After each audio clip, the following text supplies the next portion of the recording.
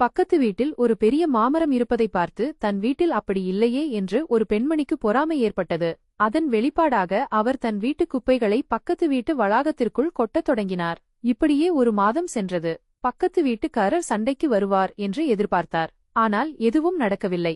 ஒருநாள் அந்த குப்பை கூடையை எடுக்க வந்தபோது கூடை நிறைய மாம்பழங்கள் இருந்தன.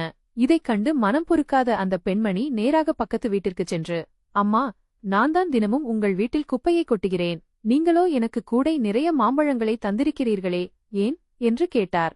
அதற்கு அந்த பக்கத்து வீட்டுக்கார பெண்மணி, எங்கள் வீட்டு மரம் பெரியதாக இருந்தாலும் அது சரியாக காய்க்கவில்லை. நீங்கள் குப்பைகளை கொட்டத் தொடங்கிய பிறகுதான் மரம் செழித்து பெரிய பெரிய மாம்பழங்களாக பழுக்கத் தொடங்கின என்று பதிலளித்தார். அந்த பெண்மணி கொட்டிய குப்பையே அந்த மரத்திற்கு உரமாகிவிட்டது.